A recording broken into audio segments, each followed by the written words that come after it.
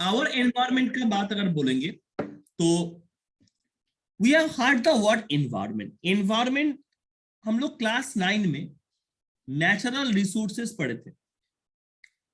Class 10 में उसी का पार्ट थोड़ा पॉलिश करके आवर एनवायरमेंट बनाया गया है। तो ये एनवायरमेंट वर्ड हम लोग अक्सर सुनते रहते हैं, टेलीविजन, न्यूज़पेपर, लोगों के मुंह से। हमारे एल्डर्स भी बोलते हैं that the environment is not what is used to be earlier. Others say that we should work in a healthy environment. What do you mean by healthy environment? That means pollution is increasing. Pollution increase हो रहा है, इसीलिए environment का problem बता रहा है। Global summits involving the developed and the developing countries are regularly held to discuss environmental issue.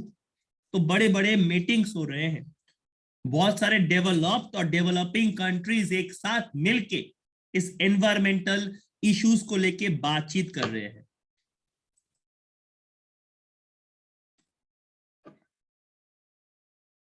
Now इस chapter में हम लोग पढ़ने वाले हैं उस एनवायरमेंट्स के कंपोनेंट्स के बारे में जो इंटरैक्ट करते हैं एक दूसरे से, और इसके नतीजे क्या होता है ना, हमारे एनवायरमेंट पे इंपैक्ट होता है। Ecosystem, what are its component?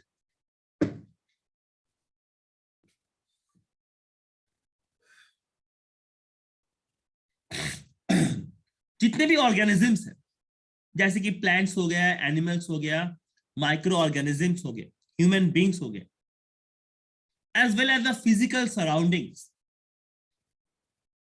Interact with each other, एक दूसरे से इंटरैक्ट करते हैं और एक बैलेंस बनाए रखते हैं नेचर के साथ।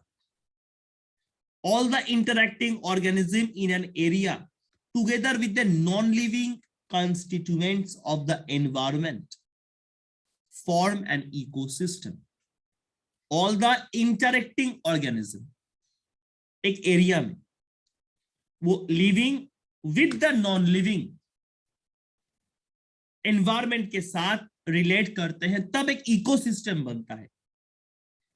इकोसिस्टम बायोटिक कंपोनेंट से बनते हैं,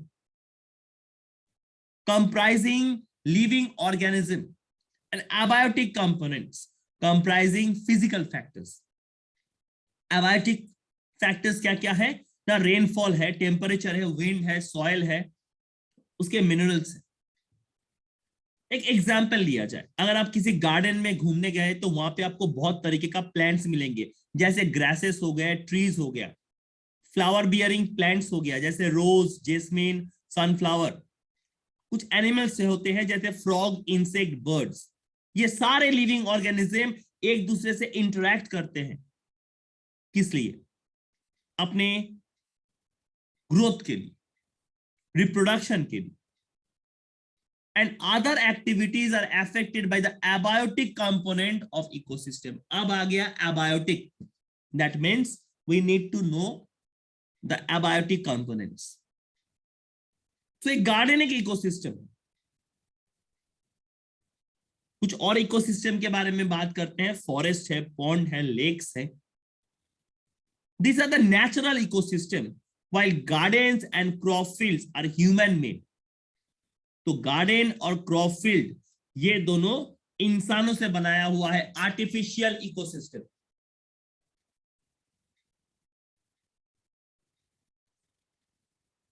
तो ये हो गया artificial ecosystem.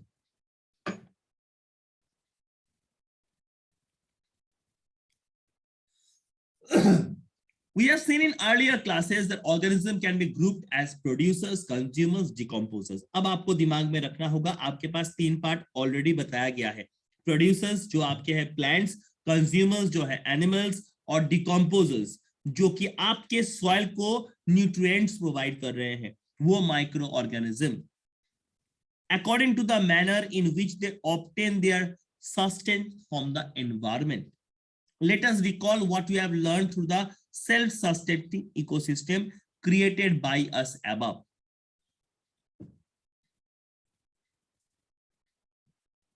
Which organism? can make organic compounds like sugar and starch from inorganic substances.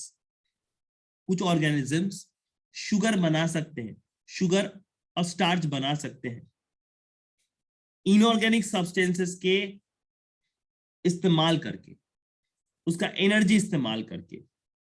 कौन सा एनर्जी? जो सन उन्हें प्रोवाइड करते हैं और क्लोरोफिल इसे एब्जॉर्ब करता है। सन उसे प्रोवाइड करते हैं और क्लोरोफिल इसे एब्जॉर्ब करते हैं। नाउ सो हम लोगों ने देखा तो green plants, chlorophyll green plants के अंदर होते हैं, वो वहां पे ग्राना स्ट्रोमा है जो सन के रेस को एब्जॉर्ब कर रहे हैं। All green plants and certain bacteria which can produce food by photosynthesis can come under this category are called producers. जो अपना खाना खुद तैयार कर सकते हैं फोटोसिंथेसिस प्रोसीड्यूर के माध्यम से, उनको हम लोग प्रोड्यूसर्स बोलेंगे। ये जो प्रोड्यूसर्स है ये डायरेक्टली या इनडायरेक्टली जीवित रहने के लिए इन ऑर्गेनिजम्स के ऊपर जिम्मेदार है। These organisms which consume the food produced either directly from producers, indirectly by feeding on their consumers are the consumers. Consumers can be classed variously as herbivores, carnivores, omnivores, parasites. तो हमारे यहाँ पे सारे parts को बताया गया है। क्या क्या है ना? कंज्यूमर्स को क्लासिफाई किया है, जैसे हार्विवोर्स में, कार्निवोर्स में, ओमनिवोर्स में, पैरासाइट में, ये सारे कंज्यूमर्स है क्योंकि सारे कंज्यूम करते हैं। तो ईच कैटेगरी का कंज्यूमर्स का अलग अलग आपके पास होना चाहिए। Herbivorous animal, carnivorous animal, omnivorous, parasitics. Imagine the situation where do you not clean the aquarium. तो एक्वेरियम को आप साफ कर रहे हैं। Imagine the situation where you do not clean the aquarium and some fish and plants have died. तो आप एक एक्वेरियम को साफ नहीं किए हैं, इसके कारण से कुछ फिश और प्लांट्स मर गए हैं। Have you ever thought what happens when an organism dies? The microorganism comprising bacteria and fungi. जो माइक्रोऑर्गेनिजम्स होते हैं, बैक्टीरिया और फंजाई, वो ब्रेक डाउन करते हैं डेड रिमेन्स को और waste product of the organisms में। ये माइक्रो ऑर्गेनिजम्स डिकम्पोजर्स का काम करते हैं। ये माइक्रो ऑर्गेनिज्म डिकम्पोजर्स का काम करते हैं क्योंकि वो ब्रेक डाउन करते हैं कॉम्प्लेक्स ऑर्गेनिक सब्सटेंसेस को सिंपल ऑर्गेनिक सब्सटेंसेस में, और ये भी सॉइल में ही मिलते हैं और इसे इस्तेमाल प्लांट्स ही करते हैं। What will happen to the garbage and the dead animals and plants in their absence? क्या होगा इनके एब्सेंस में? Will the natural replenishment of the soil take place even if decomposers are not there? Will the natural replenishment of the soil take place even if decomposers are not there? क्या natural replenishment of the soil हो सकता है even if decomposers are not there? Decomposers नहीं है।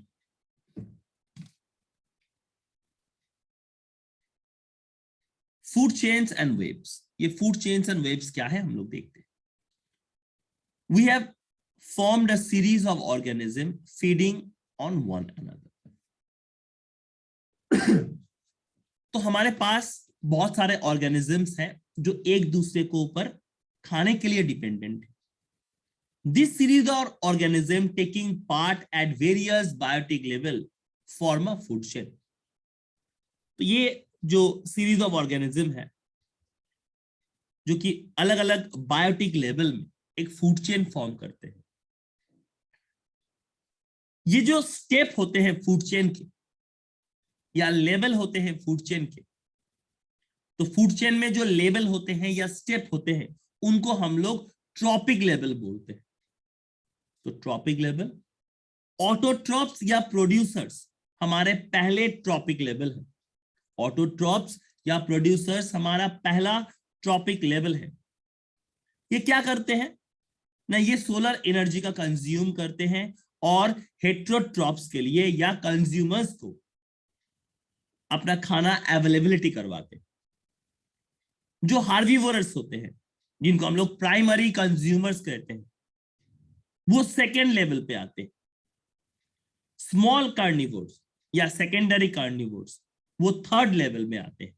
Large carnivores और territory carnivores वो fourth level में आते हैं। तो हम सब लोग जानते हैं जो खाना हम लोग खाते हैं वो खाना फ्यूल की तरह हमारे शरीर में एनर्जी तैयार करते हैं काम करने के लिए। Thus, the interaction among various components of the environment involves flow of energy from one component of the system to another. जो इंटरेक्शन होता है एनवायरमेंट में, ये इन्वॉल्व करते हैं एक कंपोनेंट से दूसरे कंपोनेंट को। The autotrophs capture the energy present in sunlight and convert in chemical energy. तो autotrophs क्या करते हैं ना, जो सन का एनर्जी है उसको कैद करता है, अपने केमिकल एनर्जी में कन्वर्ट करके उसे खाना बनाता है। This energy supports all the activities of the living world. तो from autotrophs the energy goes to the heterotrophs and decomposers. तो autotrophs से ये एनर्जी हेट्रोट्रॉप्स में जाते हैं, हेट्रोट्रॉप्स से ये डिकम्पोजर्स में जाते हैं। नाउ ये जो एनर्जी का फ्लो है various components of the environment के बीच कैसे होते हैं बता रहे हैं। The green plants in the terrestrial ecosystem capture about 1% of the energy of sunlight that falls on their leaves and convert it into food energy. तो जो ग्रीन प्लांट्स आपके टेरिस्ट्रियल इकोसिस्टम को बना रहे हैं वो मात्र 1% एनर्जी ऑफ सनलाइट को कैप्चर करते हैं जो उनके लीव्स के ऊपर पड़ते हैं और वही वो खाने में कन्वर्ट करते हैं। जब ये ग्रीन प्लांट्स प्राइमरी कंज्यूमर्स खाते हैं, a great deal of energy is lost as heat to the environment. Some amount goes into digestion and in doing work and rest goes toward the growth and reproduction. तो ये जो energy ये इन producers से consume कर रहे हैं, ये इनके शरीर में कुछ डाइजेस्ट होते हैं, कुछ काम करने में, कुछ उनके ग्रोथ और रिप्रोडक्शन में काम लगते हैं। An average of 10% of the food eaten is turned into its own body and made available for the next level of consumers. इस पार्ट के बारे में बात करें तो 10% फूड जो खा रहे हैं ओन बॉडी में वो नेक्स्ट लेवल ऑफ कंज्यूमर्स के भी अवेलेबिलिटी करता है। Therefore, 10% can be taken as an average value for the amount of organic matter that is present at each step and reaches the next level of the consumers. तो 10% आपके average value अगर मैं organic matter का बात करूं तो हर एक step में लेते हैं और ये नेक्स्ट लेवल ऑफ कंज्यूमर्स में आपको पहुंचाते हैं। Since so little energy is available for the next level of consumers, food chain generally consists of only 3 or 4 steps. तो ये food shapes only 3 या 4 steps में ही होंगे। The loss of energy at each step is so great that very little usable energy remains after 4th tropic levels. There are generally a great number of individuals at the lower tropic level of an ecosystem. The greatest number is the producers. तो generally बहुत सारे individuals होते हैं आपके lower trophic level जो कि ecosystem के हैं और ग्रेटेस्ट नंबर है आपके प्रोड्यूसर्स के। The length and the complexity of a food chain vary greatly.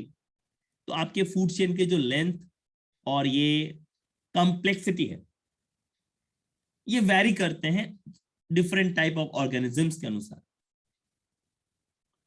Each organism is generally eaten by 2 or more other kind of organism which in turn are eaten by several other organisms. So instead of a straight line food chain, the relationship can be shown as a series of branching lines called food web. So instead of a straight food chain, हम लोग एक relation दिखा सकते हैं इस series में एक relation दिखा सकते हैं जिसको हम लोग फूड वेब बोलेंगे.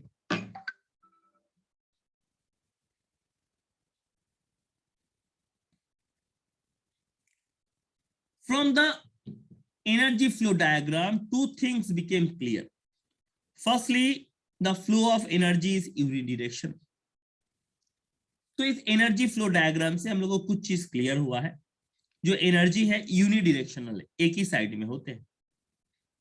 The energy that is captured by the autotrophs does not revert back to the solar input, and the energy which passes to herbivores does not come back to autotrophs. Normal बात. अगर जो energy का flow diagram आपको दिखाया गया है, उस energy flow diagram को अगर हम लोग नोटिस करें तो ये फ्लो यूनिडिरेक्शनल है. जो एनर्जी ऑटोट्रॉप्स कैप्चर करते हैं वो फिर दोबारा सोलर इनपुट जो उनको मिला, सोलर पार्ट को वो रिपीट नहीं कर पा रहे हैं. जो एनर्जी हार्विवोर्स पास करते हैं ऑटोट्रॉप्स को, वो भी मूव बैक नहीं कर पा रहे हैं. सो ये जो एनर्जी लेवल है, ये 8 ट्रॉपिक लेवल में अलग अलग तरीके का पार्ट यहाँ पे दर्शा रहा है. Another interesting aspect of food chain is how unknowingly some harmful chemicals enter our body through the food chain. तो सबसे इंटरेस्टिंग फैक्ट क्या है ना, फूड चेन के माध्यम से बहुत सारे ऐसे हार्मफुल केमिकल्स होते हैं जो हमारे बॉडी में एंटर करते हैं. जो हम लोग क्लास 9 में पढ़े थे, हाउ वाटर इज पॉल्यूटेड से. क्योंकि क्लास शुरू करने से पहले ही मैंने आपको कहा था कि नेचुरल रिसोर्सेज का पार्ट हम लोग पढ़े थे क्लास 9 में. और इसका सबसे ज्यादा कारण है पेस्टिसाइड का इस्तेमाल करना. कुछ ऐसे भी केमिकल्स होते हैं जो हमारे क्रॉप को प्रोटेक्ट करते हैं डिजीजेस से और पेस्ट से. ये केमिकल्स ज्यादा से ज्यादा पानी के साथ घुल के आपके जो पोखर होते हैं, लेक्स होते हैं, उनमें जाके मिल जाते हैं और ये प्लांट्स इन्हें एब्जॉर्ब करते हैं विद वाटर एंड मिनरल्स. और वाटर बॉडीज में जब ये जाते हैं, नॉर्मली इसे एक्वाटिक एनिमल्स ले लेते हैं. So this is the part I want to tell you. Sunlight producer, herbivorous, carnivorous, top carnivorous and animals. This is the one of the ways in which they enter the food chain, as these chemicals are not degradable. इस तरीके से ये food chain को enter करते हैं. These get accumulated progressively at each trophic level as human being occupy the top level in any food chain. तो सबसे ऊपर कौन है? सबसे ऊपर बैठा है हमारा मनुष्य, ह्यूमन बीइंग, कोई भी फूड चेन का. The maximum concentration of this chemical get accumulated in our bodies. तो हमारे शरीर में सबसे ज्यादा केमिकल एक्यूमुलेट होते हैं और इस फिनोमेना को हम लोग बायोलॉजिकल मैग्निफिकेशन कहते हैं. इस फिनोमेना को हम लोग बायोलॉजिकल मैग्निफिकेशन कहेंगे. This is the reason why our food grains such as wheat and rice, vegetable and fruits and even meat contain varying amount of pesticides residues. They cannot always be removed by washing or other means. तो इनको मैं धो के अलग नहीं कर सकता. They cannot always be removed by washing or other means. How do our activities affect the environment? We are an integral part of the environment. तो एनवायरमेंट के साथ चेंजेस, जैसे आपके कॉमन जो पार्ट्स है जहां पे आप अपने water pollution, land pollution, air pollution से एनवायरमेंट को अफेक्ट कर रहे हैं. यहां पे दिया है ozone layer and how it is getting depleted. इस पार्ट का क्वेश्चन इस बार के सैंपल पेपर में मैंने दिखा है. ओजोन एक मॉलिक्यूल है जो ऑक्सीजन के 3 एटॉम मिलके बनाते हैं. जबकि O2 को हम लोग ऑक्सीजन बोलते हैं। और ये जितने भी एरोबिक फॉर्म्स है वो सारे एरोबिक फॉर्म्स के जिम्मेदार है O2। मगर ओजोन एक डेडली पॉइजन है। However, at the higher levels of the atmosphere, ozone performs an essential function. It shields the surface of the earth from ultraviolet radiation from the sun. तो higher level में अगर ऊपर चले जाए तो ozone एक important part है, क्योंकि ये अल्ट्रावायोलेट रेस से हमें प्रोटेक्ट करते हैं जो सन से निकल के आते हैं। जो सन से निकल के जो अल्ट्रावायोलेट रेस आते हैं, ओजोन हमें उनसे बचाता है। ये रेडिएशन अगर ऑर्गेनिजम्स के ऊपर गिरे तो सबसे ज्यादा स्किन कैंसर का कारण बन सकता है। अगर अल्ट्रावायोलेट रेडिएशन कुछ भी ऑर्गेनिज्म, ह्यूमन बींग्स, कोई भी ऑर्गेनिजम्स के ऊपर गिरे तो उनका शरीर में स्किन कैंसर देखा जा सकता है। Ozone at the higher level of the atmosphere is a product of UV radiation acting on oxygen molecule. The higher energy ultraviolet radiation split apart the molecular oxygen into free oxygen. And this atom then combine with molecular oxygen to form ozone. Now, ये question काफी common है कि ozone कैसे form होता है।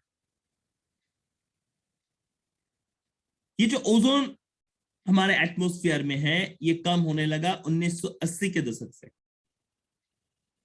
This decrease has been linked to systematic chemicals like CFC, chlorofluorocarbon, जो refrigerator, fire extinguisher, AC machines में हम लोग इस्तेमाल करते हैं।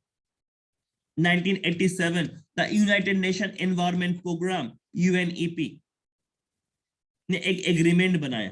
क्या agreement? To freeze CFC production at 1986 level. It is now mandatory for all the manufacturing companies to make CFC free refrigerator throughout the world. तो अब मैंडेटरी रूल बन गया है कि CFC को आप रेफ्रिजरेशन इंडस्ट्री में इस्तेमाल नहीं कर सकते। CFC को आप रेफ्रिजरेटर इंडस्ट्री में इस्तेमाल नहीं कर सकते। Managing the garbage we produce. In our daily activities, we generate a lot of material that are thrown away. What are some of these waste materials? What happens after we throw them away? Let us perform an activity. अभी activity 15.5 आप लोग खुद से पढ़ के एक बार देखिएगा। आपको बताया गया है कि कुछ वेस्ट मटेरियल आपके होम के कलेक्ट कीजिए, और वो आपके किचन से हो सकते हैं। वेस्ट वेजिटेबल पिल्स हो सकते हैं, टी लीव्स, मिल्क के पैकेट्स, एम्प्टी कार्टून्स, और वेस्ट पेपर्स भी हो सकते हैं। अब इनको एक गड्ढा खोलिए और उस गड्ढे के अंदर डाल दीजिए। उसमें थोड़ा सा पानी भी डाल दीजिए और इसको थोड़े दिन बाद आप ऑब्जर्व कीजिए कि इसमें क्या क्या चेंजेस होते हैं। We have seen in the chapter on the life process that the food we eat is digested by various enzymes in our body. That is correct. Life process में हम लोगों ने बहुत सारे ऐसे एंजाइम्स थे जो हमारे बॉडी के डाइजेस्टिव पार्ट में इन्वॉल्व है। Have you ever wondered why the same enzyme does not break down everything we eat? एक ही एंजाइम हो सकता था सारे काम के लिए, मगर ऐसा नहीं है। एंजाइम स्पेसिफिक है अपने काम के मामले में। स्पेसिफिक एंजाइम जरूरत है पर्टिकुलर सब्सटेंस को तोड़ने के लिए।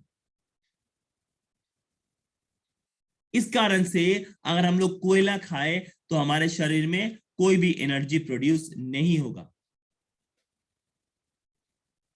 Because of this, many human-made materials like plastic will not be broken down by the action of bacteria or other saprophytes.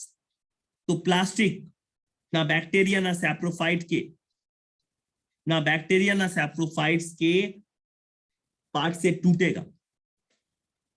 So these materials will be acted upon by physical process like heat and pressure. But under the ambient condition found in our environment, this perished for a long time. Substances that are broken down by biological process are said to be biodegradable. So substances are broken down by biological processes are said to be biodegradable. How many of the substances you buried were biodegradable? अब आपको biodegradable non biodegradable part के ऊपर अंदाज रहना चाहिए कि biodegradable क्या है और नॉन बायोडिग्रेडेबल क्या है. Now coming down to the next part. I think we have completed the chapter. So it's was the this part that we have been talking about the environment part. Now, if you have any doubt, please let me know.